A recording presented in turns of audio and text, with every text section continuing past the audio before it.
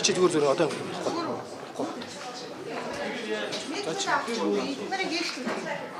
а энийг тийм бүгдийг авчих. Цааш яваа бууг авчих гэдэг. Миний ойлгож байгаа зүг тест. Энийг ийш нь тавиад энийг хэлбэрээ голлуулах юм. Энийг микрофоноо эндээ тавиад эндээс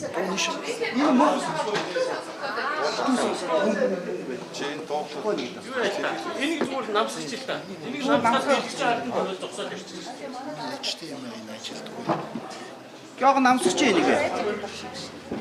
Энэ дэлгэцээ одоо дэлгэцээ ортолч. Та угаасаа дуугаа эндээс энийг хотоодоо хэрэггүй. тий эндээс дуугаа авчдээ. Тэр та энийг наашлуулж байгаа та энд зогсож байна. Тэгвэл хангалттай орно шүү. За юмнуудаа заах.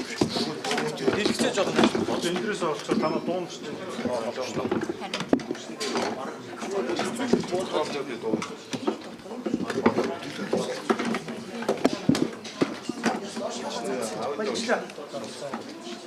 Чанаа мэкэгээ тахуу.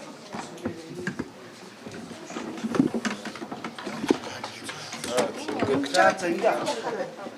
Жохоо хацаалахаар байна.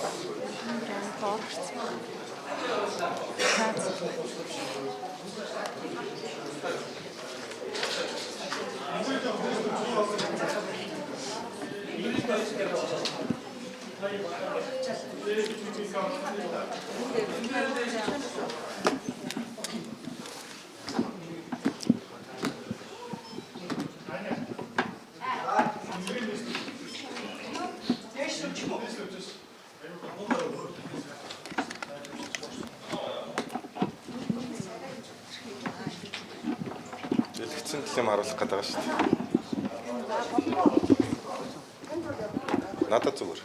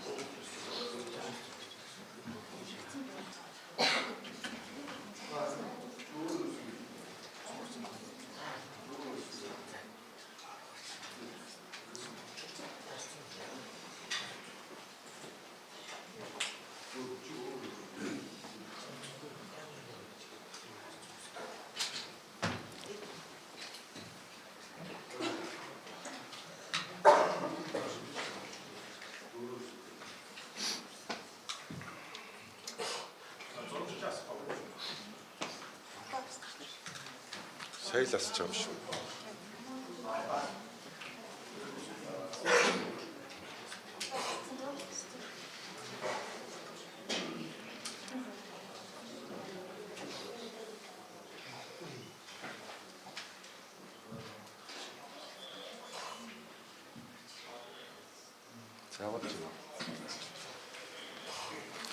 За та бүхнийхээ энэ өдрийн амгаланг айлтгая. За өнөөдөр миний би 3 асуудлын талаар мэдээлэл хийнэ. За гол агуулга бол миний бие 2025 оны 9 сарын 24-ний өдөр НТВ телевизэд лавгийн тойм нэвтрүүлэгт оролцох үеэрээ Улсын их хурлын дарга Амар Баясгалан, Монгол Улсын ерөнхий сайд асан Лувсан намсраа оюун эрдэнэ, түүний ах Баатар нартай холбогдох тодорхой асуудлын талаар мэдээлэл хийсэн байна. За энэ хийх мэдээллийн үеэрээ зарим асуудлуудыг ярьсан байгаа. Тухайлбал Улсын их хурлын дарга Амар Баясгалан руу нэр андуурч Эрдэнэс 5-7 компани захирлаар ажиллаж байсан ган ухыг мессеж бичиж байсан бөгөөд энэ гэрчийн хамгаалтанд авах тухай асуудал ирсэн. За мөн Адмирал гэх компани холбоотой асуудлаар Улсын их хурлын дарга Амар Баясгалан орчны бохирдлыг бууруулах үндэсний хорооны даргаар ажиллаж байх үедээ энтэй холбогдох хурлын протокол шийдвэрүүд устгагдсан тухай асуудлыг ярьсан. За Монгол Улсын ерөнхий сайд асан оюун эрдэнэ түүний ах Хэро Баатар нарын 50% өмчлөлттэй Хэро Entertainment компани зүгээс гэргээ тааврын 14-15 давхартай холбоотой хууль бус өөрийн эзэмшилд шилжүүлсэн байж олзошгүй үйл баримтын тухай ярьсан байна. За миний бие одоогоос 17 хоногийн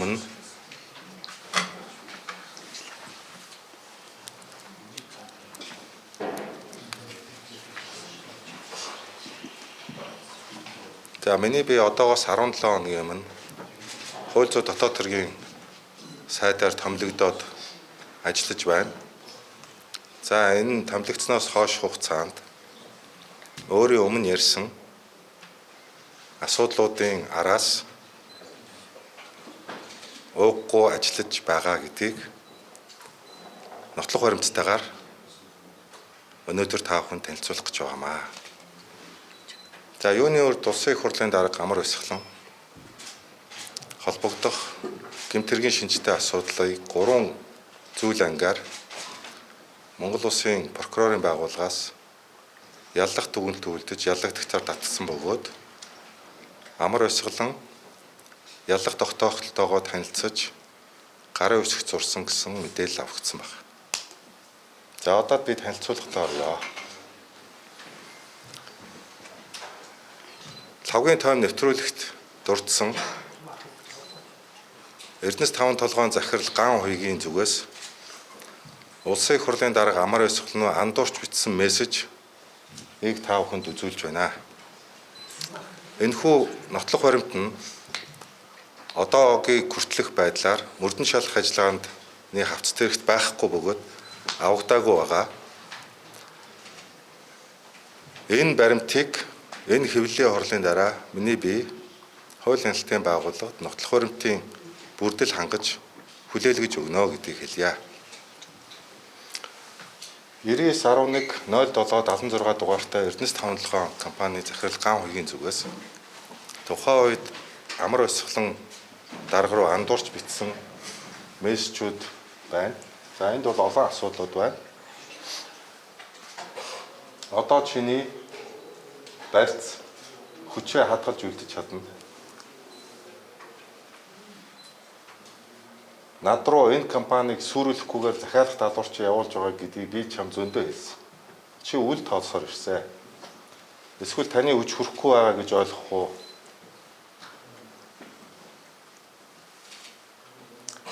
Энэ томилгоог алдвал Эрдэнэс 5-7-гийн 50%-ийг алдсан гэсэн үг. Юу нь том төсөл, том хөрөнгө, том ирээдүй. Нөө шүү дарга. Миний найз би чиний төлөө заа гэж хэлээд явг үзтгэж байгаа. хэлсэн үг бүрийг чинь тушаал мэт хүлээ авч хатуу биелүүлж хүлээсэн үүргээ нэр төртөгөр бахархалтаар биелүүлсэнийг бүгд мэднэ. За тааш нь болж.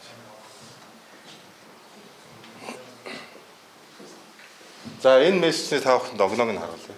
2019 оны 6 сарын 19-ны өдөр га уягаас амар өсгөл рүү. Манай сайд тухайн үеийн уул уурхайн сайд нь сумын явц байсан. Манай сайд нөгөө охин компани асуудлаа төдий дахиад оруулж байна. Хүчээр жагсаалтанд хийсэн байна гинэ. Та анхаарал хандуулаач тэгхүү. Цаг 50 минутын дараа хойшлуулсан гинэ гэсэн мессеж ирсэн. За энэ юуны тухай яриад байгаа вэ гэдэг. Энэ саяны ярьж байгаа огноогоор нь та бүхэнд нотолж харуулъя. Яг энэ мессеж бичигдэж байх үед 2019 оны 7 сарын 9-ний өдөр засгийн газрын 2019 оны 296 дугаар тогтоолоор Эрдэнэс тавталгаа компани охин компаниуд агуулж олон улсын хөрөнгийн зах зээлд IPO хийх шийдвэрийг Монгол Улсын засгийн газрын тогтоолоор гаргаж байсан байна. 2019 оны 7 сарын 30-ны өдөр Эрдэнэс тавталгаа компани Тузын 2019 оны 28 дугаар тогтоолоор Эрдэнэс тавталгаа майнинг ХХК охин компанийг үүсгэн байгуулсан. Саяны мессеж дурддагч охин компани гэдэг бол Эрдэнэс тавталгаа майнинг гэдэг компани тухай ярьж байна гэсэн. За энэ компани байгуулсан. За улмаар энэ охин компани нэр дээр Бортегийн өмнөд хэсгийг хамрах тусгай зөвшөөрлүүдийг энэ компани нэр дээр шилжүүлсэн байна. Өнөөдрийн хэрүүлийн айлан болоод байгаа Бортегийн ашиглалтын лицензийг энэ охин компани шилжүүлсэн. За дараа. Энэ зурган дээр Бортег харагдаж байна. Саяны ярьж байгаа лиценз эзэмшүүлж байгаа талбай нь. За дараагийн. 2020 оны 4 сарын 27-нд Монгол Улсын засгийн газрын 20 оны 146 дугаар тогтоолоор саяны охин компани байгуулсан шийдвэрээ засгийн газар хүчингүй болгосон. 2020 оны 20 оны 5 сарын 28-нд Эрдэнэс тавталгаа компани Тузын тогтоолоор саяны Бортегийн уурхайн лицензийг шилжүүлсэн байсан охин компанийг татан болгосон. Татан болгосон байна. Өөрөөр хэлбэл саяны мессежээр харьцаж байгаа үйл баримтууд бол Бортегийг хэн авах уу гэдэг тэ холбоотой ийм агуулга энд яригдж байна гэдгийг нотолж байна. Хэрвээ Бортег дээр сая төсвийг дагуулж засгийн газраас өргөн барьсан Бортегийг олон улсын хөрөнгийн зах зээлд гаргахад нээлттэй компани байгуулах хэлбэрээр ажилласан бол адмиралыг тойрсон нүүрсний хулгай асуудал гарахгүй байсан. За дараа.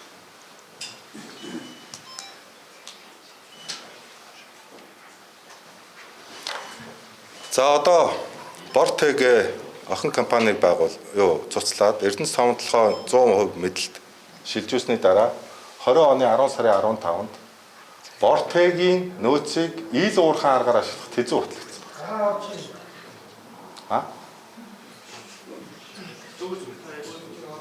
Тэзүү батлагдсан. За энийг Эрдэнэс тавталгааны захирал ган уяг баталсан байна.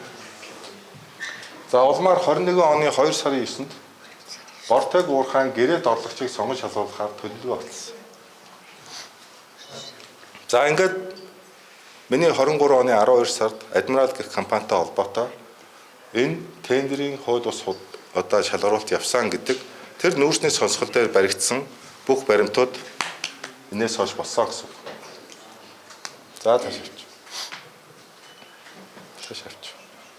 За энэ бол ер нь Бортегийн уурхай өөрөө ямар хэмжээний том уурхай вэ гэдэг уурхай. Одоо Эрдэнэс тавталгаа өнөөдрийн хүртэл ашиглаж байгаа цанхын давраа орох тухайн 23 оны 12 сард нүүрс худалдан борлуулж исэн үнээр тооцоход 400 их найдын нүүрсний нөөцийн үнэлгээтэй буюу 100 тэрбум ам долларын үнэлгээтэй ийм том орд энэ тухай бид асуулт ирж байгаа. За одоо саяны мессеж саяны IPO Бортегийг IPO гарах асуудал байгуулад дараа нь буцаж цуцлаад тэгээд гэрээд олборлагчийг сонгон шалруулах тендертэй холбоотой цаг хугацааны хаанлыг энд та бүхэн үзүүлсэн байна. 19 оны 7 сарын 9-нд уг нь Бортег дээр IPO гарах гэжсэн. Олон улсын хөрөнгөний зах зээлд нээлттэй компани гавь олон улсаас хөрөнгө татах гэжсэн. Улмаар 20 он 5 сард татан богдсон. Хэн буулгасан байх нь? Хэний ашиглалтыг хөндсөн учраас оролцсон байх нь? 20 оны 10 сард Бортегийг тэзүү хөтлсөн. Худалдаа авах ажиллагааг 21 оны 3 сарын 19-нд байгуулад 3 сарын 21-нд цуцсан. Адмирал компани 21 оны 7 сарын 2-нд байгуулагдсан. Адмирал компани байгуулагдсанаас хойш худалдаа авах ажиллагааны 2 дахь худалдаа авалт үргэлжилсэн. За одоо та бүхэнд энэ өдрийг аягүй сайн хараад аваарай. 21 оны 10 сарын 4-нд Адмирал компани нь үүсгэн байгуулагч нь 2 хятад компани байна. 2 хятад компани. Guizhou Longjong Trading, Russian Global Group гэдэг 2 компани. Адмирал компани Бортегийн нүүрсний тендерт орохоос өмнө Эрдэнэс 5 тухай компани Адмиралын байгуулсан 2 компанитай нүүрс худалдаа авах гэрээ барьсан. Нүүрс худалдаа. За ингэж явж байгаад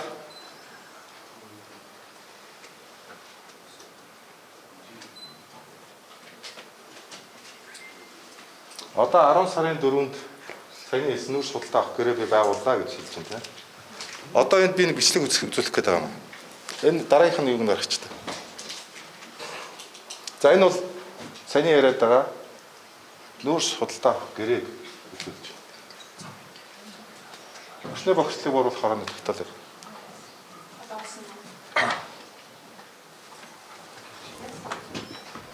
Орчны бохирдлыг бууруулах үндэсний орооны тогтоол.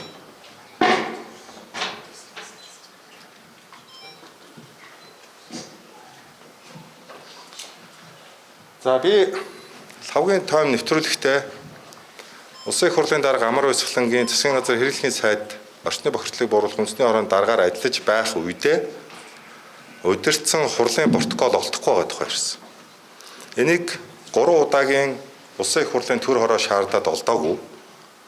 Хууль хяналтын байгууллага шалгаад олдоогүй. Тэгэхдээ би энэ протокол надад байгаа гэж хэлсэн. За энийг би их сурвалжаа нууцлаад их хуваар нь цаасан болон аудио хэлбэрээр болсон. Цаасан болон аудио хэлбэрээр. За энэ баримтыг би хууль хяналтын байгууллагад мөн нотлох баримтаар хүлээлгэж өгнө. За энэ хурал дээр аудио энэ ажиллахгүй л. Аудио. За тэгвэл аудио сонсох. Одоо энэ 10 сарын 4-ний 10 сарын 10 гэсэн сая 2 огноог тавах аюулгүй анзаараарай гэж байлаа.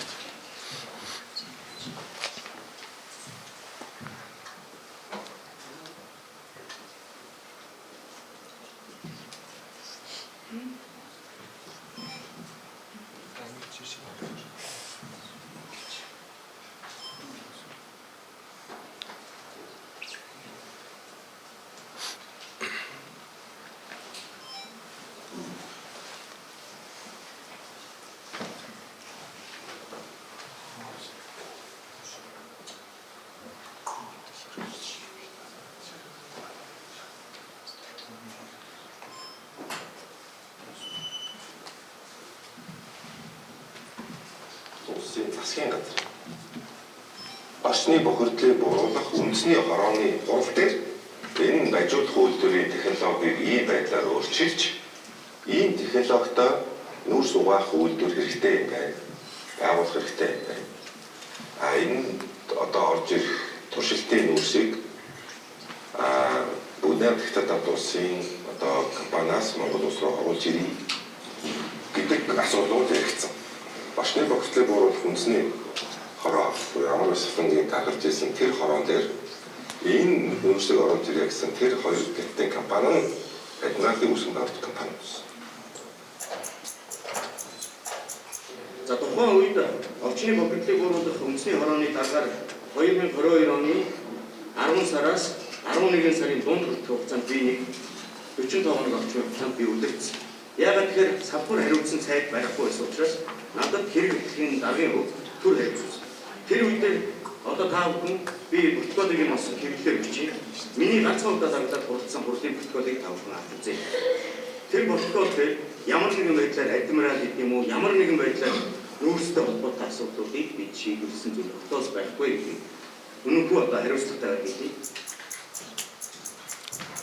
Зарах хэмжээний хэрэгжилтийг хангахаар Эрдэнэс тавталгаа хөвцөлт компани болон бүх найрамдлын хятад улсын Хонконг Хэнж Хэвлэканы хооронд ETT 2022-518 дугаартай арилжааны хэрэг 22 оны 7 дугаар сарын 8-ны өдөр байгуулж бүтээгдэхүүн солилцох нөхцөлийг бүрдүүлсэн байна.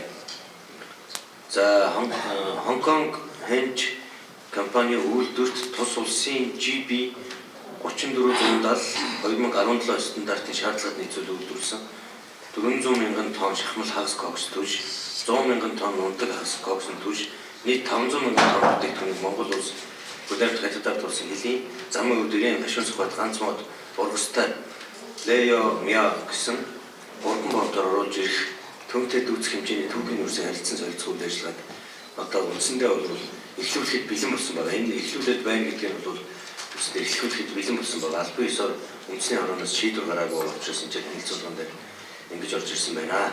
За энэ 500 мянган тонн түвшний яриаг хэлцээ асуудал эргэлтээ явж байгаа. Нөгөө талдаа түрүүн би хэллээ. Эрдэнэс тавталгаа компани даалгавар аваад тэзэг боловсруулаад цаашаа бүтээн байгуулалтын ажил эхлүүлэх түвшинд хүрээд байгаа энэ үйлдвэрийн хөрөнгө оруулалт нь 300 орчим сая долларын хөрөнгө оруулалтын ажил хийгдгээр болчихж байгаа. Тэгэхээр энийг хийж эхлэе гэдэг эцсийн шийдвэр өгөхийн өмнө энэ туршилтыг зайлшгүй хийх ёстой гэж бидний зүгээс үзэж өнөөдөр оруулж ирж байгаа. За адмиралтай холбоотой юм болоод очоод холбоогүй бол очоод тайлбараа яг тийм юм. Яг л би юу ч мэдэхгүй юм чинь.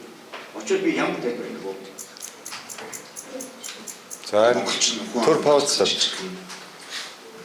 За би саяныхаас өмнөх юмнуудыг саяны гарч байгаа үйл баримтан дээр дахиад нэг тодтол хийхэд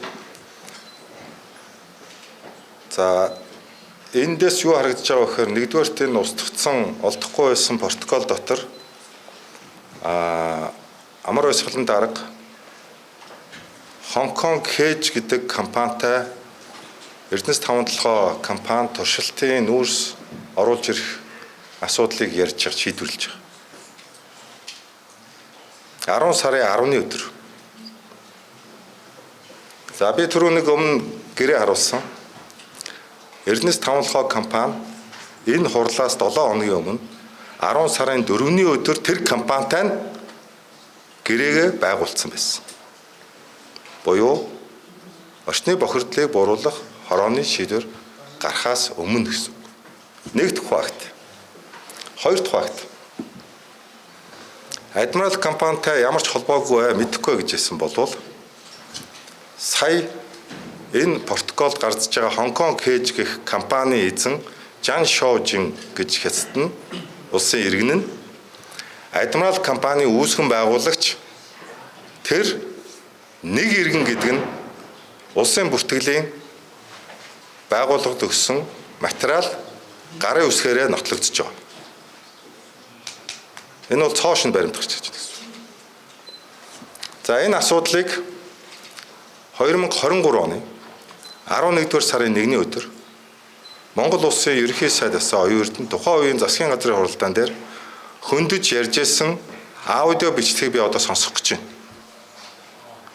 Засгийн газрын хуралдааны нээлттэй хуралдаан дээр яригдсан бичлэг учраас энэ төрийн болон албаны нууцад хамаарахгүй гэдгийг би тодтогч хэлье. Би тань хаана юу болж байгааг мэдчихдэг. Тэгээ маш их хардамтгай гэлгүй. Амар дармаанчсан энийг бас нэлээд сайн одоо өөрөө маллаа гэж зэгцэлтэй явах. Би бас амраад байгаа хэлсэн тэр одоо нэр алфавитуудаа адмирал гэдэг тэр компаниудаа болж цуцлаа. Тэр нь юу вэ ингээд цуцлах хэрэгтэй. Тийм зүйл бол одоо тэгээд ингэж дахиж ингэ явуул тэгээд одоо нийгэмд тэр юм асуудал болвол тэгэл маш харамсалтай зүйл болно шүү. Тэгээд тэрэн дээр одоо яаж болохгүй байдалд орно шүү дээ. Тэгэхээр энэ одоо манай амраад юм одоо өөрөө сонсцын том алал үзүүлээд энэ байдлаас ингээд бүр меншинтэй бүр бүтэн төгс гаргах. Өөр зүйл амраад гайгүй тийм. За энэ миний хөндөж ярих гэж байгаа эхний асуудал. Өөрөөр хэлбэл хамгийн томд тухайд ирсэн олдохгүй байсан за мөн мессеж бичижсэн 2 асуудлыг олж авсан бөгөөд та бүхэнд одоо хуваар нь үзүүллээ. Энэ нэвтрүүлгийн дараа миний би саяны ярьсан бүх бичлэг, аудио, цаасан мессеж бүх зүйлийг хуулийн хэлтийн байгууллагад нотлох хуримтаар хүлээл гэж. За хоёр дахь асуулт. Хоёр дахь би сэдв яриад байгаа. За хоёр дахь сэдв яриад. За миний би лавгийн томд орох нэвтрүүлгээрээ гэргээ таавартай холбоотой асуудлыг ярьсан. За энийг одоо иргэнээс дээрэмдж авсан гэдэг би зүйлийг бол ийм мэдээлэлтэй байна гэдэг зүйлийг хэлж ирсэн. За энэ асуудлыг судалж үзсэн. 2014 оны эхлээд гэргээ тааврын дүрс байна уу? Энэ ямар байшингийн тухай яриад байгааг бас хүмүүс мэдэхгүй байна. Гэргээ таавар гэж ямар байшин байдаг вэ гэдгийг зүйлж.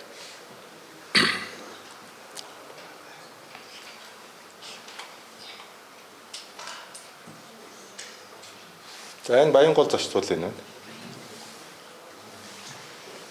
Замтээврийн яамны хажууд байдаг. Их тавны гүрний баруун талд байдаг ийм тавар байгаа. Энэ 14 15 давхар гээд нийлүүлсэн энэ офисын тухай яриад байгаа. 14 давхар 450 орчим, 15 давхар 500 м гээ нийтдээ 1000 орчим метр квадрат ийм офисын тухай асуудлыг ярьсан гэдэг. Эхлээд дүрсээр та бүхэнд харуулъя. За одоо баримтаа үзүүлж.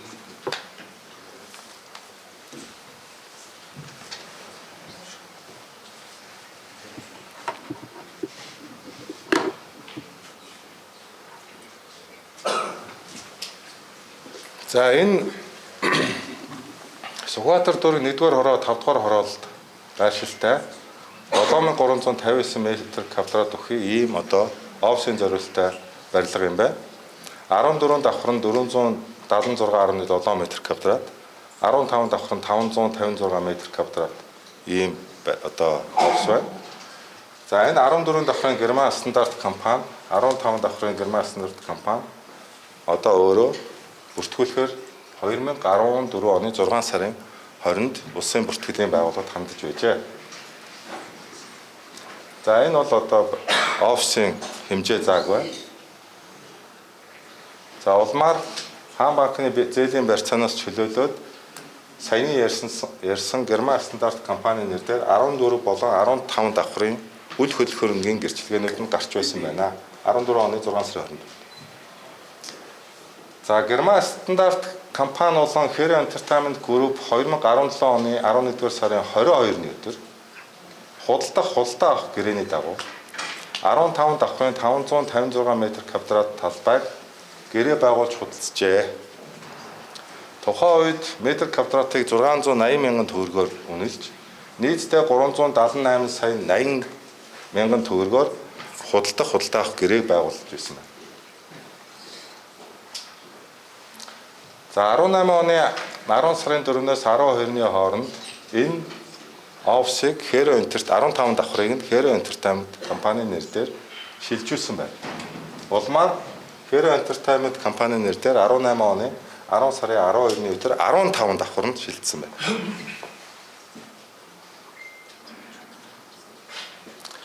За одоо 2021 оны 10 сарын 26-ны өдөр Герман стандарт компани Грин Пинус компани хооронд үл хөл хөрөнгө худалдаа авах гэрээ байгуулж 14 давхрын 476.6 м квадрат талбайг 700 сая төгрөгөөр үнэлж худалдан авсан байна.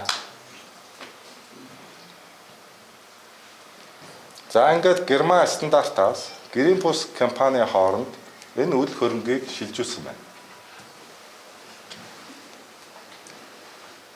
За энэ үл хөдлөлийн гэрчлэг нь 21 оны 11 сарын 1-ний өдөр Greenpeace гэдэг компани нэрээр шилжсэн байна. За одоо 2025 оны 1-р сарын 8-ны өдөр Hero Entertainment Group компани хувьцаа эзэмшигчдийн 2021 оны 1-р сарын 8-ны өдрийн тогтоолоор энэхүү 14 давхрын 476 м2 талбайтай офисын зориулттай хөрөнгийг худалдан авахыг зөвшөөр тогтоол батлаад энэ гэрээнд гараа иш зурхыг Баатар захирал зөвшөөрсөн хувьцаа эзэмшигчийн тогтоол гарсан. За энэ тогтоолд Hero Entertainment Group-ийн 50% хувьцаа эзэмшигч Баатар ил оюун эрдэнээр гарын үсэг зурж энэ тогтоолыг баталсан байна. 2025 оны 1-р сарын 9-ний өдөр Greenpeace компани Hero Entertainment компани хооронд худалдаа авах гэрээ байгуулагдсан. Нийтдээ 14 давхрын 476.7 м2 талбай 1.5 тэрбум төгрөгөөр үнэлж 2025 оны 1-р сарын 20-ны өдрийн дотор Greenpeace компани энэ мөнгийг нь шилжүүлэх нөхцөлтэйгээр худалдаа авах гэрээ байгуулагдсан байна. За энэ тавхад огноог нь харж байгаа. 25 оны 1 сарын 20-ны өдөр мөнгийн шилжүүлснээр энэ хөрөнгө шилжнэ гэдэг ийм нөхцөлтэй гэрээ байгуулагдсан. 1 сарын 9-ний өдрөө буюу энэхүү худалдан авах гэрээ байгуулагдсан өдрөө үйл хөдлөхөд мэдүүлэг нь гарсан.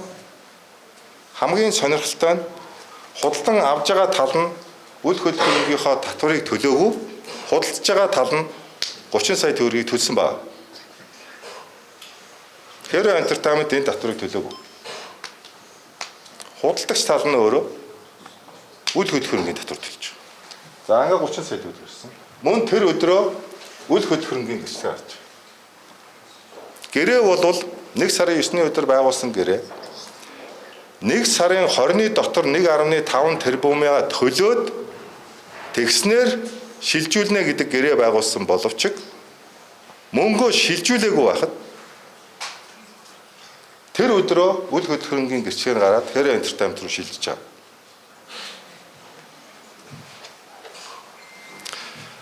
За энд миний хүндсэн гол асуудал гарч ирнэ. Өөрөөр хэлбэл энэ 14 давхартай холбоотой офисыг 3 сая төгрөгөөр метр квадратыг үнэлсэн байна. Саяны ярьж байгаа хотын төвийн А зэрэглэлийн ийм өндөр үнэтэй офисыг метр квадрат нь 3 сая. Хоёрдугаарт энэ мөнгөө өгөөгүй байхад өөрийнхөө нэр дээр авсан байна. Ямар ч орон сууц худалдаа авах гэрээ төлбөрөө шилжүүлж ордер шилждэг гэж бүгд ойлгодог байх. Тэгвэл шилжээгүй байхад мөнгөө өгөөгүй байхад энэ хөрөнгө шилжсэн байна. Тийм учраас миний бие энэ асуудлыг цааш үргэлжлүүлж шалгах ёстой гэж үзэж байна. Энэ асуудлаар худалдаа ажилтны танхимын гүйц захирлаар ажиллаж байсан дүүрэн инхүүрийн нэвтрүүлгээр ярьсан асуудлууд үнэн гэдэг постыг хийсэн. Миний мэдж байгаагаар дүүрэн хууль бусаар дээрэмдсэн гэх энэ үйлдэл учир холбогдлын талаар тухайн үед энэ асуудлаар Лусан намсрын оюун эрдэнэ Hero Баатар Амондра гэсэн 3 хүн сууж байгаа дүүрэнд хэлжсэн үгийн агуулга энээс хойш өөрөө цагдаа орогдсон гэх үйл баримтын талаар холбогдох хууль хяналтын байгууллагад мэдүүлгээ өгөөд явж байгаа. Тийм учраас энэ асуудлыг хууль хяналтын байгууллагад өнөөдөр миний бие шилжүүлж албан ёсоор шалгуулахаа илэрхийлж байна. Гуравт за миний бие Эрдэнэс оюу толгой компаниас нууцлалын тамхтайгаар 20 сая доллар оюу толгой компаниас авсан бөгөөд энийг нууцлалын тамхтайгаар зарцуулсан асуудлын талаар өмнө нь бас пост илэрч тавьж байсан. Монгол улсын засгийн газраас 2025 оны 9 сарын 24-ний өдөр энэ яг миний лавгийн тоймд нэвтрүүлэлд ордог өдөр байна. Энэ өдөр хууль зөрчин албаны нууцд хамааруулсан бүх зөвлөх үйлчлэгээний гэрээнүүд тэдгээртэй холбоотой материалыг 2025 оны 9 сарын 24-ний өдрийн дотор ил болох арга хэмжээ авахыг хууль зүйн дотоод хэргийн яам Эрдэнэс оюутлогын компанид үүрэг болгосон засгийн газрын шийдвэр гарсан. За тааш.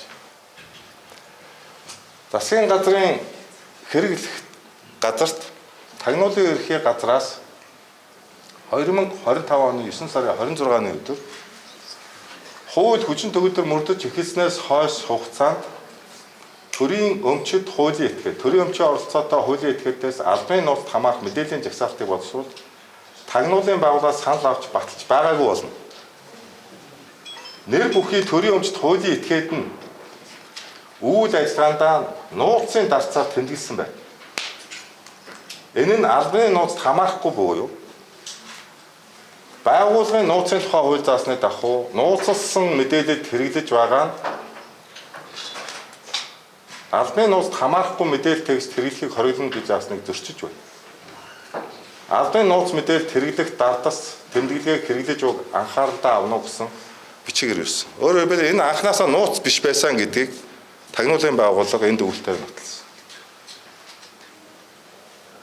За энэ мөн Эрдэнэс оюу толгой бол Эрдэнэс Монгол компани охин компани. Эрдэнэс Монгол компани гүйц захирлын 2024 оны 9 сарын 9-ний өдрийн байгууллагын нууцд хамааруулах мэдээллийн жагсаалтын хавсалтанд саяны яригдсан нууцын тамгатай мэдээллүүд багхгүй байна. Өөрөөр хэлбэл анхнаасаа нууцын тамга дарагдах эсгүй нээлттэй мэдээлэл байсныг хууль зөрчиж нууцад авсан байна гэдэг баримт нь энэ байна. За дараа. За энэ асуудлыг миний бие хууль зүйн дотоод хэргийн сайдаар 2025 оны 10 сарын 24-ний өдөр томилогдоод оцсныхаа дараа дахиж нягтлж илүү өргөн хүрээтэй авч үзэх шаардлагатай гэдэг дүгнэлтэнд хүрсэн. Яагаад тэгэхээр хууль зүйн дотоод хэргийн яамн дээр мөн нууцын тамганы дардстай Эрдэнэс оюутлоготой холбоотой энэ мөнгөний зарцуулалттай холбоотой маш их хэмжээний нууцын дардстай бичиг баримтууд байсан. Тийм учраас энэ асуудлыг хууль зүйн сайд 2025 оны 11 сарын 4-ний өдөр хууль тогтоомжийн дагуу ажлын хэсэг байгуулсаад энэ нууцын дардстай материалууд дээр дүн шинжилгээх ажлын хэсгийг байгуулсан. Дүгнэлт гарсан. Хууль зүйн сайдаас 11 сарын 4-ний өдөртөө тагнуулын ерөнхий газарт 130 хуудас нууцын дардстай энэ материалуудыг дүн шинжилгээ хийж ил болгох талаар санал дүгнэлт гаргаачаа гэж тагнуулын байгууллагад хандсан. Тагнуулын байгууллагаас 2025 оны 11 сарын 7-ны өдөр саяны ярьсан материалуудыг нууцаас ил гаргахыг дэмжиж байна гэсэн бичиг ирсэн. 7-ны өдөр. За одоо энэ огноо хараарай. Нууцын журмын дагуу нууцлсан байгууллага нь нууцаас ил гарах саяны тагнуулын байгууллагын дүгнэлтийг үсчээд нууцаас ил гарах шийдвэр гаргав. 2025 оны 11-р сарын 11-ний өдөр буюу өчигдөр засгийн газрын хэрэглэхийн сайд болон хууль зүйн дотоод хэргийн сайд нарын хамтарсан тушаалаар нийтдээ авсартанд зурдсан сая Эрдэнэс оюу толгойтой холбоотой хууль зүйн дотоод хэргийн яам болон засгийн газрын хэрэглэх газар дээр байсан бүх албан бичиг хурлын шийдвэрүүдийг нууцаас гаргах шийдвэр гарсан. Дөнгөж өчигдөр гэсэн үг хамгийн сүүл. Тийм учраас өнөөдөр би та бүхэнд энэ асуудлыг нээлттэйгээр ил танилцуулах хууль зүйн боломжоо бүрдсэн ийм учиртай. За энэ дүгнэлтүүд нь байна. Саний ярьж байгаа. За энэ ер нь ямар асуудал болсон юм бэ гэдгийг та бүхэнд эхнээс нь танилцуулъя. 2021 оны 11-р сарын 10-ны өдөр засгийн газрын хуралдааны тэмдэглэлд 2 гадаадын хөрөнгө оруулагч талтай үр дүнтэй хэлцээр хийхэд шаардлагатай зөвлөх үйлчлэгээний зардлыг санхүүжүүлэх зорилгоор Эрдэнэс оюу толгой компани эх оны төсөвт холбогдох санхүүжилтийн их усүрийг тооцсон тусгуулах харамж авахыг Эрдэнэс оюу толгой компани захирал Цэрэнбатад даалгаж шийдвэрсэн байна.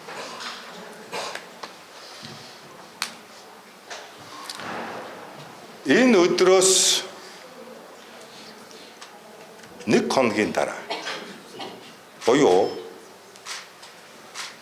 саяны яриад байгаа 20 сая долларыг оюу толгой компани Монголын засгийн газарт өгөх шийдвэр гаргахаас 1 өдрийн өмнө Монголын засгийн газар 20 сая долларыг яаж зарцуулах вэ гэдэг шийдвэр гаргацсан байсан гэсэн. Засгийн газар зарцуулах шийдвэр гаргасны маргааш нь оюу толгой компани туд Монголын засгийн газарт 20 сая долларыг 4 жилийн хугацаанд жил болгон 5 сая долларыг төслийн хяналтын чиг үүргийг гүйцэтгэхэд гарсан төлбөр зардлыг хянах гэсэн ийм зориулцтайгаар өгье гэдэг тузын шийдвэр гарсан. Энэ нууцын тамгагүй ил мэдээлэл. За энэ 20 сая долларыг нийтдээ 11 багц гэрээгээр зарцуулсан байна. За энэ 11 багц гэрээг багцалж та бүхэн танилцуулга хэлбэрээр харуулж байна. Жишээлбэл 21 оны 10 сарын 1-ээс 22 оны 10 сарын 31 гэсэн 13 сарын хугацаанд энэ гадаадын иргэдтэй нэг өдрийн ажлын өсөн 5.500 фунт, сар 55,000 фунт, бонус нь 3 сая доллар гэж. Бонус нь. Ийм гэрээ бол ерөөсөө мэдэхгүй байна. Юуны бонус юм? За мөн бонусын төлбөрийн 15% хүртэл тэнцэх хэмжээний урамшууллыг захиалагч өөрийн үзмжээр олгож болно. Дахиад гэрээнд байгаа анхаарал татж байгаа зарлтууд энэ байна. Ричард Боули гэж иргэнтэй өдрийн 2,200 фунт, сарын 33,000 фунт. Дахиад бонус нь 3 сая доллар. Дахиад бонусын төлбөрийн 15% тэнцэх хэмжээний урамшууллыг захиалагч өөрийн үзмжээр олгож байна. За ийм гэрээнүүдийг байгуулсан. За энэ гэрээнүүдэд урьдчилсан байдлаар дүгнэлт хийж үзсэн. Хууль зүйн сайд болоод энэ гэрээнүүдээр урьдчилсан байдлаар дүгнэлт хийж үзсэн. За тэрийг харъя. За энэ дотор зөвхөн олон нийтийн Атикус гэж нэг компани тухай байна. Атикус гэж компанитай 2022 оны 3 сарын 21-ээс 23 оны 3 сарын 21 өдрийн хүртэл хугацаанд 12 хугацаатай гэрээ байгуулсан. Эхний 6 сард 500 мянга. Үүнээс 305 мянган ам доллар нь халааснаас гарах шууд зардал гэдэг нэртэйгээр pocket money гэж. 500 мянган долларын ажил гүйцэтгэх гэрээний 305 мянган халааснаас гарах зардалч өгж байгаа гэж өгж гэрээ байгуулж. Дахиад 23 оны 1 сарын 1-ээс 23 оны 7 сарын 1, 6 сарын хугацаатай 500 мянган доллар. Дахиад 320 мянган мөн pocket money. Халаасны мөн. 23 оны 3 сарын 16-наас 200 мянган долларын мөн дахиад гэрээ хийгээд байгаа. Гэрээний хугацаа дуусаагүй вахт гэрээ хийгээд байгаа. Нэмэлт гэрээ хийгээд байгаа. 23 оны 10 сарын 1-ээс 24 оны 7 сарын 1 дахиад 500 мянган доллар. Дахиад 140 мянган дахиад карбаны мөн өгч байгаа. За энэ гэрээг ямар зорилготой байгуулад байгаа юм бэ? Энэ одоо юу хийх гэж байгаа юм бэ энэ гэрээний? Дэлхийн эдийн засгийн форум, Дэлхийн наадам, Invest Mongolia цуурлаар хэмжээ.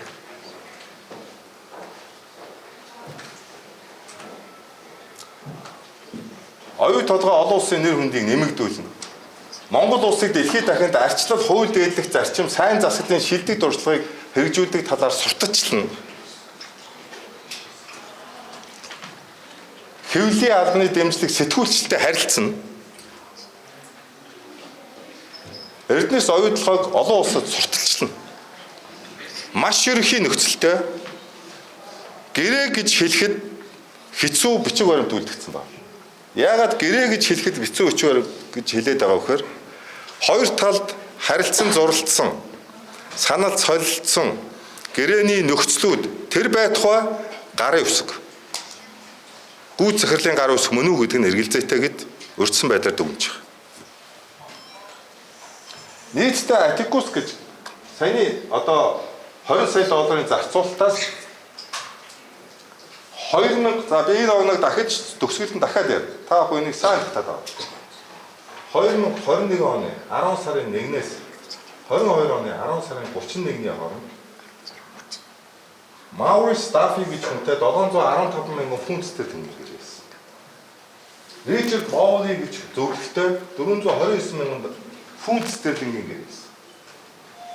Энэ огноог нь бол 21 оны 10 сараас 22 оны 10 сар жилийн хугацаатай гэрээ шүү. Өөрөөр хэлбэл 1.3 сая фунт стерлингийн гэрээ ихсэн. За цааш. Саяны ярьж байгаа Atticus гэж компанитай 22 оны 3 сарын 21-ээс 23 оны 10 сарын 1 хүртэх хугацаанд 4 удаагийн гэрээгээр 1.1 сая 760 сая ам долларын гэрээ хийгдсэн. За энэ бол гэрээ нь байна. Atticusтай хийгдсэн гэрээнүүд байна.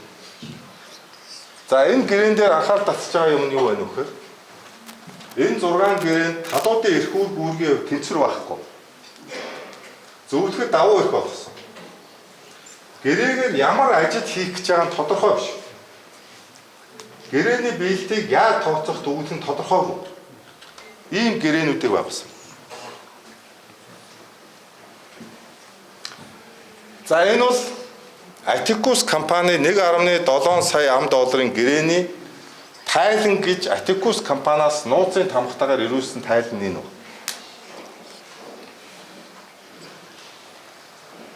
За энд гэрээний тайлангаас авч үзэхэд Монгол улсын эрх зүйн байдлыг золдуулсан төрийн үйл ажиллагааны нэгдмэл байдал сөргөөр нөлөөлөх үс эрсдэл бүхий гэрээнүүд болжээ гэж өрссөн байдлаар дүгнэлтэрсэн байна. 4 удаагийн тайланд Монгол хаан жүжигийг олон улсад сурталчилсан гэдэг тайлан ирүүлсэн энэ компани. Хэрвээ энэ компани энэ жүжигийн олон улс дахь сурталчилгааг энэ Atticus компани саяны хийсэн Эрдэнэс оюутлогоос санхүүжсэн мөнгөөр хийсэн болов ерөнхий сайд оюурд нь өөрийн эзэмшлийн хамаарал бүхий ашиг сонирхол нэгтэй компанид санхүүжүүлсэн ийм сонирхлын зөрчилд орно мөнгө төсвийн хөрөнгийг зориулсаар зарцуулсан үүлдэл үйл баримт нотлогдно гэсэн үг. Энэ тайлангаас авч үзэхэд ерөнхий сайдын гадаад айлчлалуудыг зохион байгуулсан гэдэг тайлан ирээд байгаа. Тэр байтугай Англи улсад бүртгэлтэй гэх хоёр хүний эзэмшилтэй гэх энэ компани Монгол улсын ерөнхий сайд, Монгол улсын ерөнхийлөгч, Монгол улсын гадаад хэргийн сайд, Монгол улсын соёлын сайд энэ гадаад айлчлалыг зохион байгуулсан. Хэлэх үгийг нь бэлдсэн. Википедийг нь янзалж өгсөн гэдэг ийм тайлангууд ирсэн. Монгол улсын үндэсний аюулгүй байдлын зөвлөлийн гишүүдийн гадаад айлчлал түүний хөтөлбөр ярианы сэдв улсын маш нууцын зэрэгэлд байдаг. Үндэсний аюулгүй байдлын зөвлөлийн гишүүдийн гадаад айлчлалыг зөвхөн Монгол улсын гадаад хэргийн яам зохион байгуулдаг. Монгол улсын гадаад хэргийн яам ийм компанийг мэдэхгүй бөгөөд ийм компанитай хамтарч ажиллаж байгаагүй гэдгээ нотолж мэдгэл гаргасан. Энэ компанид анхан шатны баримтаар нотлогдохгүй юунд зарцуулагдах нь тодорхой бус өндөр хэмжээний дүнгийн авч үзэхэд саяны 1.7 сая ам долларын 765 мянган ам доллар нь халааснаас гарах зардал гэдэг ийм гэрээ байна. Гэрээний тогтмол төлөгдөх төлбөрийн бүцэд оруулж шилжүүлсэн. Нэг ажлын гүйцэтгэлд хоёр ижил гэрээг шууд хамааралтай этгээдүүдтэй байгуулж давхар төлбөрийн үүргийг бий болгосон асуудал өрчсөн байдлаар тогтоогдсон. Өөрөөр хэлбэл халахвч шинжтэй, мөнгө угаах шинжтэй хэлцлүүд, шилжүүлгүүд байсан гэж өрчсөн байдлаар дүгнэгдсэн. За энэ мөнгө шилжүүлгийн баримтууд нь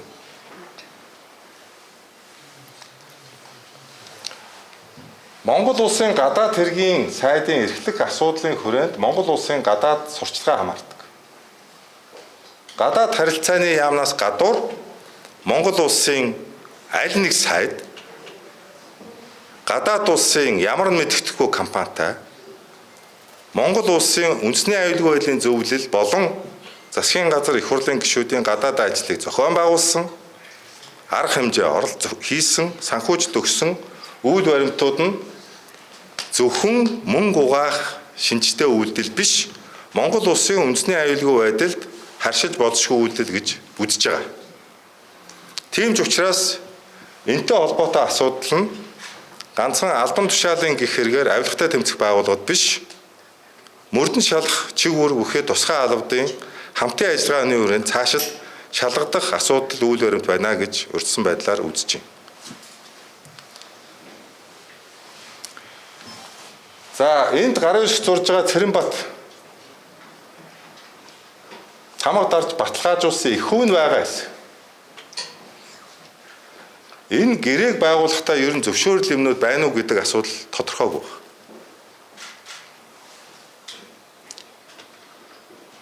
За тааш.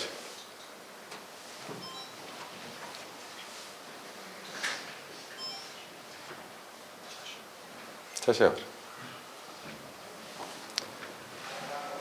За би саяхан өнгөрсөн 7 оны 5 дахь өдөр номын сайдын нэг тогтоол гаргасан.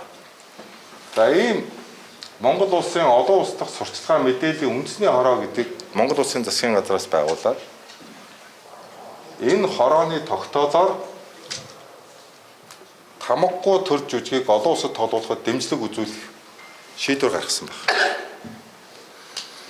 Энэ тогтоол зурсан арга хэмжээнд хэдэн төгрөгийг гаргасан бай гэдэг санхүүжилтийн араас хөөж үзэж байгаа. За энэ тогтоолын хэрэгжилтэн дээр үндэсний хорооны үйл ажиллагаанд зориулаад 2024 онд нийтдээ төсвийн гүйцэтгэл нь 6.2 тэрбум төгрөг ямарсан гарцсан байна. 2025 онд 201.3 сая төгрөг гарсан байна. Одоогийн байдлаар 6.5 тэрбум төгрөг сая дурдсан энэ тогтоолын дагуу санхүүжигдсэн байна.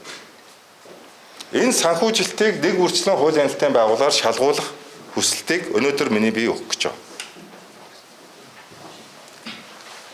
За одоо би түрүү ярьсан яагаад энэ асуудлыг одоо хууль зүйн дотоод хэргийн яамн дээр болон засгийн газрын хэрэглэх газар дээр байгаа нууцын таамагтай их олон бичиг баримтууд олдлоо гэж. Тийм учраас үргэлжлүүлж шалгах ёстой өргөн цар хүрээтэй асуудал болж хувирсан байна гэдгийг нотолж хэлсэн байна. За өчигдөр тушаал гаргаж ил болсон үйл баримтаар 2025 оны 5 сарын 22-ны засгийн газрын хуралдааны тэмдэглэлд энэ огноогийн 5 хүн сараар 24 оны 5 сарын 2 засгийн газрын хэлэх газрын дарга амар өсөлтөн дарга энэ асуудлыг хаалттай уралдаанд танилцуулсан. За энэ танилцуулга өгсөн тэмдэглэл байна. За таашаа. За энэ хурлын протокол байна. Өчигдөр ил болсон хурлын протокол. За энэ холбоотой асуудлыг хэрэглэхийн сайд танилцуулаад энэ асуудлыг хариуцсан ажлын хэсгийн ахлагч хууль зүйн дэд сайд Солонгоо хариулж байгаа. Тухайлбал амар өсөлтөн дарга асууж байна. Солонгоо сайдаа эн чинь одоо засгаар шууд ингэ шийдвэр гаргахад тагнуулын байгууллагаас тодорхойлт өгүүлэлт гарсан уу? Тагнуулын байгууллагаас 2 дүгнэлт гарсан. Бид нар бас гарсан дүгнэлтийг нь авахар өгсөн. Өчигдөр баг гарчихсан гэж хэлж байсан. Ер нь бол тагнуулаас анх бичиг авч энэ гэрээг байгуулж байсан. Тэрнээс хойш гэрээг сунх асуудалд ямар нэг татгалзах зүйлгүй Монгол улсын эрх ашигт нийцж байна гэсэн бичгийг тагнуулын эрхийн газраас 2 удаа өгчихсөн байгаа. За цааш. За тэгэхээр одоо яаж байгаа юм бэ? Танилцуулгаар олж байгаа шүү дээ. Тэмдэглэлээр өгөөд явж болох ажил юм уу? Тогтоол гаргахгүй.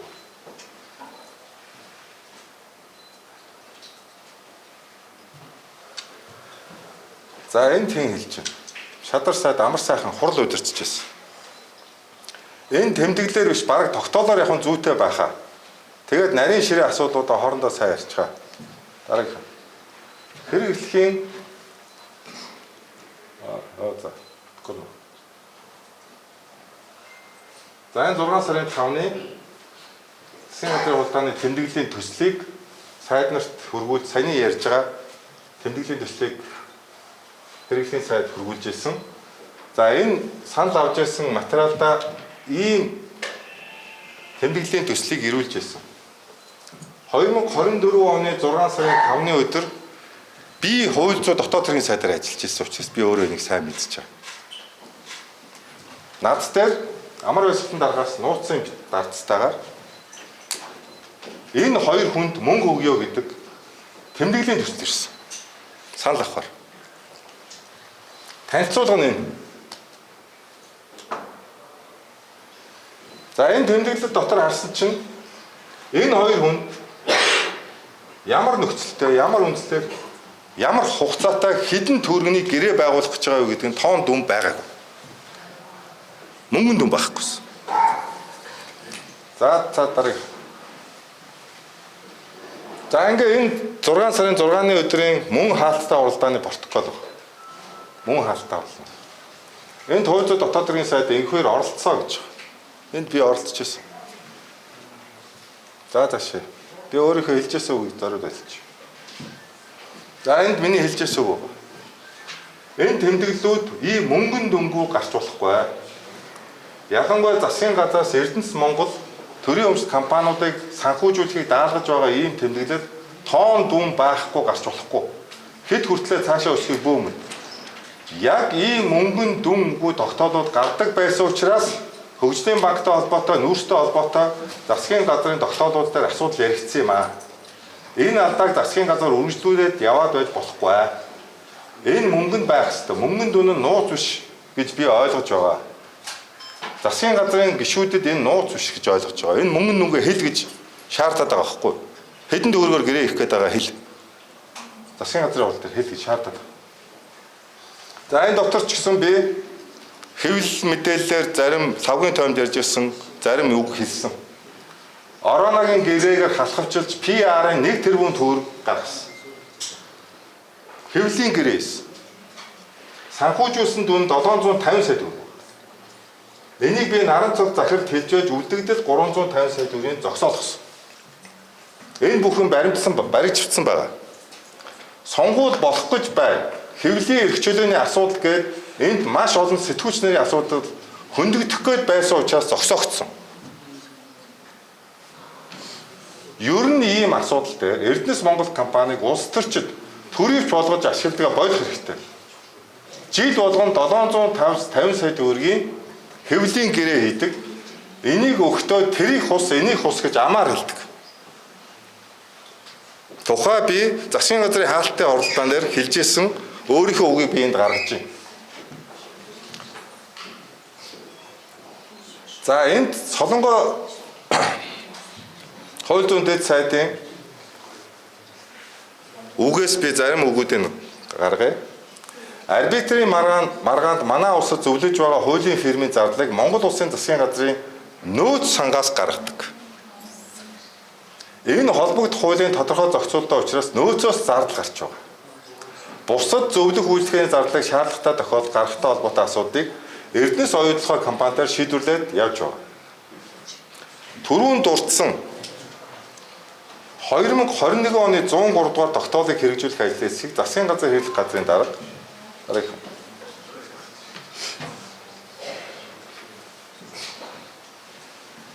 Монгол улсын сайд амар баясгалан ахалж байна.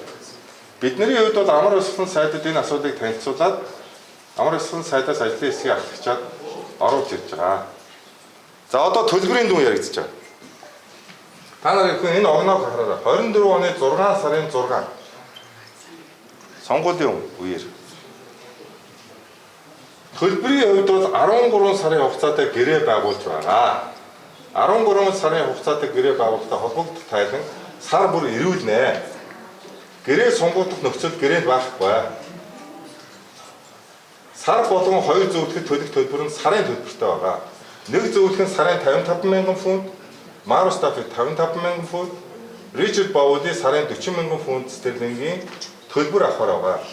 Тэгэхээр нийтдээ 13 сараар үржүүлэхэд 1.2 сая фунт стерлингийн нийт зардалтай гэрээ байгуулах гэж байгаамаа гэж 2024 оны 6 сарын 6 засгийн газар танилцуулж байгаа. За одоо мөнгө шилжүүлсэн Эрдэнэ соёлоос мөнгө шилжүүлсэн зар юу? Өмнөх слайд руу гарах. Энэ өмнөх. Энэ өмнөх. Хаад.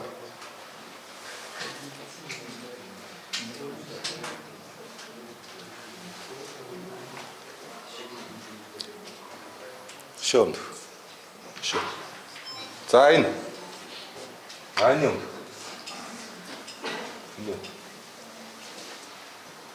За саяны ярьж байгаа 2024 оны 6 сарын 6-ны өдөр 2 зөвлөхөд өгөхөөр засгийн газрын шийдвэр гарч байгаа энэ шийдвэрийн мөнгө 21 оны 10 сараас 22 оны 10 сард нэгэнт Эрдэнэс оюутлогоос гараад санхүүжигдсэн байсан мөнгийг засгийн газраар нөхөж шийдвэрийг гаргасан. 3 жилийн дараа. Өөрөөр хэлбэл энэ үйл баримт юуг нотолж байна вэ гэхээр Эрдэнэс оюутлогоос авсан 20 сая ам долларыг нэг Атикус гэж одоо номин сайдын нэг баахан танилцуулгатай нэг Атикус гэж нэг компани. За мөн зөвлөх үйлчлэгээ нэртэй энэ хоёр иргэнтэй байгуулсан 1.3 сая ам доллар. Тухайн үеийн засгийн газрын хуралдаанаар юм уу ямар нэгэн шийдвэргүйгээр гарч ирсэн байна. Яагаад 24 оны 6 сард энэ асуудлуудыг Монгол Улсын засгийн газраар яаран сандран сонгуул болж байхад нөхөж гаргасан бэ гэхээр хууль зөрчсөн асуудлууд нь сонгуулийн дараа ил болох болохгүй. Энэ араасаа асуудал үүсэхий гэдэг агуулгаар нэгэнт 3 жилийн өмнө гарцсан байсан энэ их мөнгүүдийг гаргах шийдвэрийг 3 жилийн дараа Монгол Улсын засгийн газраар нөхөж тэмдэглэл гаргасан. Гэдэг нь энэ нотлох баримтуудаар нотлогдож байна. Тийм ч учраас энэ 3 багц асуудлыг хууль хяналтын байгууллагад миний хувьд өнөөдөр шилжүүлж саяны нотлох баримтуудын хамт хүлээлгэж өгөх гэж байгаа та бүхэнд болгож байна.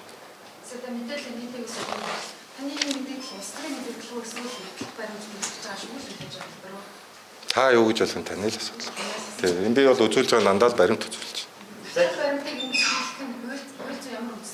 Яадаг? Энэ нотлох баримтууд одоо шалгагдж байгаа гэмт хэргийн үйл баримтанд байхгүй буюу одоо мөрдөн шалгах ажиллагааны нууцад байхгүй мэдээллүүдийг бий үзүүлж байгаа. Тэгвэл энэ талуудыг асууж одоо мөрдөн проценттой одоо материалыг ингээд олон нийтэд ингээд дэлгээд хөвлөж ажиллаж байгаа. Тэгээ баг олон нийтэд ялгуулаад шүүгээд шүү дээ. Энд чинь өөрөө таны хууль одоо хуульчийг одоо ялцууд хэрэг нэгцэх байдаг. Хоёрдугаар нь түрүүний таны гаргасан баримтуудаас харж байгаа тэр гамиг уцаар мөн байсан л да мессеж өгдөг байгаа тийм. Гэтэл нөгөө нэг хүний талынх нь одоо утаснаас тодорхой харагдахгүй байлаа магадгүй хөрөлсөв ч юм уу аюулгүй жоохон ус гарахгүй шүү дээ тийм ээ. Тэр нь хоёр асуулт байна. Дараагийн асуудлыг би яагаад хариулсан дараагийн асуулт. Тэгэхээр нөгөө түрүүний утасны мессеж өгөөд баримтаа гараад үзүүлээд өгч. За би нэвтрүүлэгт орох үеэр Ган Уягийн амар ойсгалан гэдэг дарга руу андуураад Монгол Ардын намын улс төрийн ажилтан амар ойсгалан гэдэг хүн рүү мессеж явуулсан, тухай мэдээлсэн. Мэдээж энэ мессеж тэр андуурагдсан хүнд л байсан байж таар. Тэр хүнд. Тэгэхээр адилхан нэртэй амар ойсгалангаас л өөр хэн нэгнээс биш. Тэгэхээр энэ үйл баримтууд хууль хяналтын байгууллагад нотлох баримттайгаар одоо өгөгдөж авагдана гэсэн үг. Таасаа юу бортыг барьлаа. Та нүрсний сонсгол дээр бортыг одоо жавхан сайд бортыг 14 Америк доллар авсан. их мэдлийн даваа байдлаа ашиглаад гэж хэлж ирсэн. Жавхлан сайдыг шалгах юм уу? Тэгээд таны одоо энэ нүүрсний тэмцэл чи одоо амар эсэлтэй тэмцэл юм уу? Нүүрс нь одоо нэг тэмцэл юм уу? Өдөө одоо өвтөд тэр нөө тухайгийн асуудлыг та шалгаж байгаа юу? Бомтгийн тэр нөгөө адмиралтай холбоотой дөрөв төвчлөл байгаа шүү дээ. Тэгээд чи нэг одоо компаниас жахлан сайтай холбоотой мэдээлэл өгдөг шүү дээ. Тэгээд та одоо нүүрсний улгаар гэж байгаа бол бас нэг зорилтыг нэгдүү өндөө чиглүүлэх биш. Одоо хамтраа засгийн газарт байгаа жахлан сайтай бас давхар шалгах уу? Бомтой гэж бол бүгдээ нэг л авд шүү дээ. Тэр ор дээр орж байгаа дөрөв төвчлөлтэй холбоотой бусад гурван компани яагаад ядахгүй зөвхөн адмирал гэж яриад байгаа юм бэ? 2 жилийн турш би нэг ярьж байгаа. Та бүхэн бол тэрийг нь ярьлаа, энийг нь яриа гэж үргэлж гомцдог. Жишээлбэл та өөр хүнийг ярингууд баярладаг. Өөрийн эзнээ ярингууд харамсдаг. Тухайд бол бод гэдэг компани МСС-ийг ярихад баярлал, МСС нь бодийг ярихад баярлалдаг. Би хөгжлийн банкны сонсголын үеэр МСС гэдэг компаниг Ascend Villa гэдэг одоо төсөлтэй холбоотойгоор зарцуулалтыг нь хөндөж ярьж байсан. Тухайн үеийн захирлуудын одоо сошиал хуудсандаа пост оруулж ирсэн. Намайг хөгжлийн банк нүүрсний хулгай өөр бусад асуудал хөндөх гэж үзэх болгонд гөлөг төөрүүлэх ийм операц хийгдсэн. Тухайлбал та болвол Монголын үндэсний олон нийтийн телевизийн удирдах зөвлөлд санхүүждэг бөгөөд өөрийн мэдээллийн хэрэгслээрээ амар баясгалын удирдах байсан шинэ хоршоо төслөөс та санхүүжилт авсан. Сонгуулийн үед мөн тендергүүгээр. Тэгэхээр энэ одоо асуудлуудыг би одоо хууль хяналтын байгууллагаар шалгуулна. Ер нь ийм одоо захиалгатаар гөлөг төөрүүлэх альваас одоо тийм орлогод би автахгүй. Бүх асуудлыг ярьжсэн. Тухайлбал та сая өндөж асууж штэ. Бодийн аптекийн гэрээг яагаад хөндөөгүй гэж байна. Бодийн аптекийн гэрээг нүүрсний сонсголоор нэг бүтэн өдөр ирсэн. Өнөөдөр ил болгосон гэдэг байгаа тэр сонсголын бичлэг дээр бүх аптек гэрээдүүдийг ил болгож байгаад ирсэн. Энэний зарцуулалтыг ирсэн. Бодийн захирал нь өөрөө тайлбарлаж ирсэн. Тэр байтугай би тухайн үед нүүрсний сонсголыг удирдах байхдаа нэг зүйлийг хэлж ирсэн. Надад дахиад 1 сарын хугацаа байсан болов би бодийн аптекийн мөнгөний зарцуулалтыг дан суух аргаар шалгах байсан юм аа. Надад ийм хугацаа олдсонгүй. Тэр байтугай бод гэж компани чинь тэр аптек гэрээнийхээ их усүрийн зарцуулалтыг түр оронд ирүүлэхгүйсэн. Би 3 удаа шаардлага хүргэлжсэн. Сонсголын аптек гэрээг тэр ярьсан урд шөнийн 11 цагт хууль зүйн дотоод хэргийн яамны бичих хэрэг дээр 10 авдар санхүүгийн гүйлгээний баримт гэж авчирч өгсөн. Бид нарыг өглөө 9 цаг хүртэл үзэж амжихгүй байх гэж цаг хугацаагаар шахаж зориуд гэжсэн. Гэхдээ бид аруулаа шүнжин унтахгүйгээр өглөө бол тэрийг үзээд тэр санхүүжилтийн бичиг баримтан дотор нь бичиг баримтын хуурамчаар засварсан. Дүнг өөрчилсөн. Санхүүгийн баримт байгааг тэр сонсгол дээр илчилж ярьж ирсэн. Тэгэхээр одоо надаас энийг ярьсангүй. Тэрийг ярихаар энийг яар. Тэрийг ярихаар энийг яар гэдэг асуултыг дахиж битгий асуу.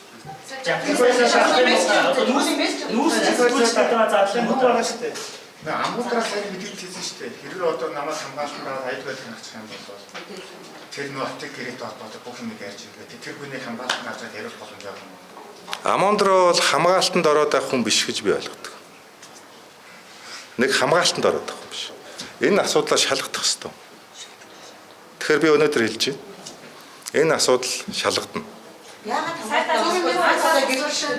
хувьд таныг хадлуулахын тулд хэлмдээлийн ажлууд 1 тэрбум төгрөгийн санхүүжилттэйгээр ажилласан гэсэн. За түрүү 7 хоногт бол та манай сайтад ярьсан өгтөө эг гэх 2 хүнийг бол шалгаж байгаа гэсэн. Энэ 2 хүн яг сэтгүүл зүйн үйл ажиллагаа явуулдаг хүмүүс муу юм уу? Нэг нь бол одоо Twitter дээр жигдэг хүн, нэг нь бол одоо Twitter гэж инфлюенсерч хүмүүс байсан шүү дээ. Таны хувьд одоо сэтгүүлчтэй холбоотой 2-3 удаа мэдээлэл хийсэн. Нүүрсчил. За би хариулч. За би хэвлэл мэдээллийн салбарт үргэлж хүндэтгэлтэй ханддаг. Эрх чөлөөнд 2 дугаарт би маш төвчээртэй ханддаг. Маш төвчээртэй ханддаг. Хүндэтгэлтэй ханддаг, би төвчээртэй ханддаг. Өнөөдрийн хүртэл. За сая таны яг асууж байгаа тодорхой эрүүгийн хэрэг үүсгэгдэн мөрдөн шалах одоо явагдаж байгаа хэрэг учрлын талаар сэтгүүлч хэвлэл мэдээллийн байгууллагад өнөөдөр багтааж мэдээлэл хийх чиглэлийг миний бие цагдаагийн байгууллагын удирдлагад өгсөн байна. Цагдаагийн байгууллага тодорхой хэрэг учрлын талаар прокуророос зөвшөөрөл авч энэ тухай мэдээллээ. Сая хэвлэлийн хуралд орохын өмнө би энэ асуудлыг тодруулахад прокурор зөвшөөрөл өгсөн гэж хэлсэн.